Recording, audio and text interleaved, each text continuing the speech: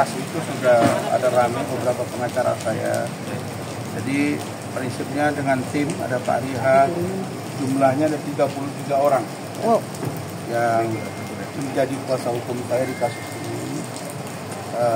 Prinsip saya adalah kedatangan saya hari ini dalam rangka memenuhi panggilan penyidik yang sudah dikoordinasikan dengan Pak Kapolres, Pak Kasat, Kanit, untuk saya diperiksa sebagai korban dan sekaligus pelapor terhadap penganiayaan yang dilakukan oleh saudari Nikita Mirzani Mawardi kepada saya beberapa hari yang lalu, dan itu sudah diakui juga oleh yang bersangkutan bahwa dia mengatakan bukan saja pantas untuk ditonjok, tertonjok itu dalam terminologi bahasa Indonesia kan pukul ya, dan bukan saja pantas untuk ditonjok, tapi pantas untuk diinjak.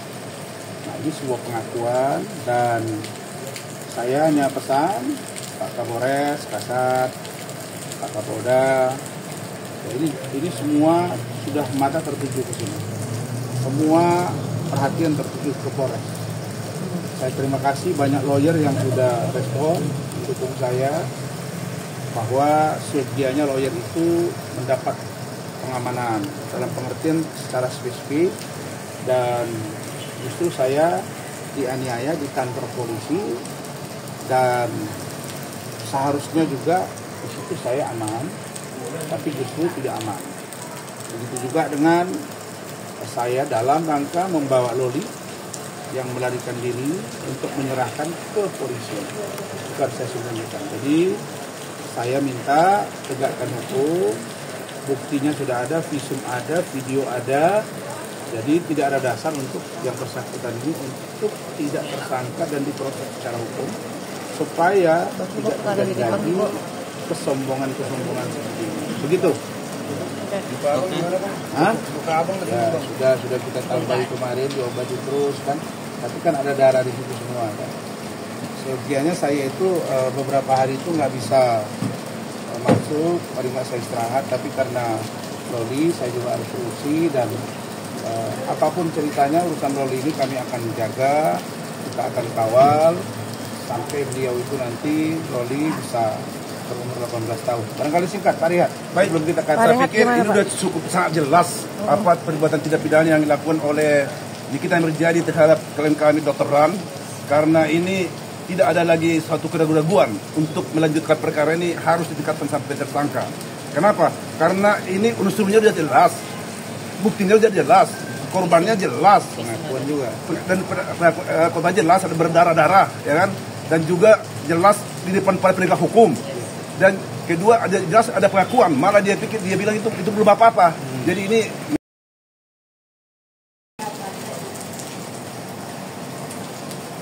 maaf bang, tangannya ya, maaf punten. Jaki. Ya.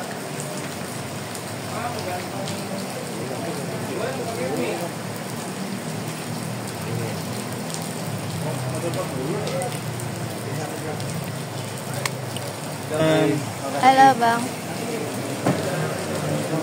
Halo bang Rihat. Sehat bang? Ya, Masya Allah. Bang, ya. Agenda hari ini. terima kasih Maaf punten. teman-teman media yang saya hormati. Di atas itu sudah ada rame beberapa pengacara saya. Jadi prinsipnya dengan tim ada Pak Rihat, jumlahnya ada 33 orang yang menjadi kuasa hukum saya di kasus ini.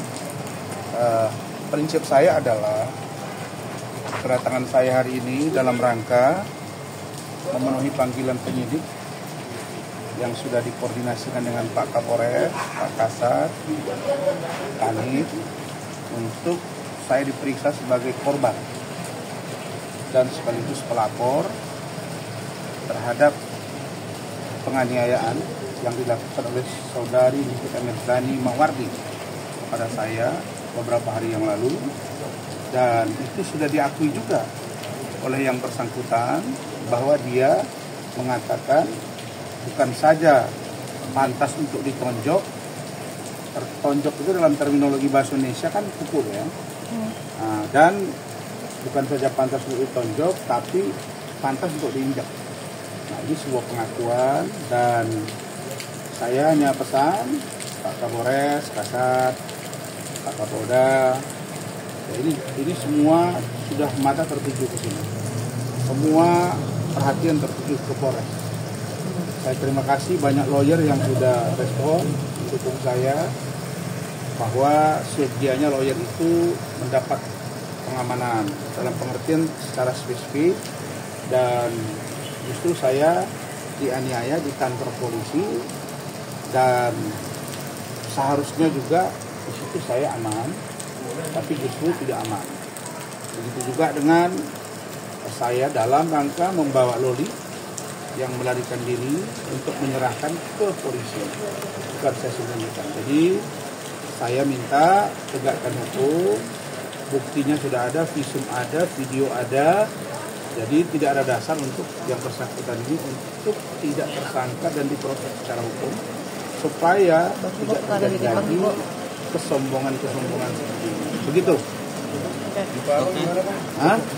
Ya, sudah kita tambahi kemarin, diobati terus kan. Tapi kan ada darah di situ semua kan.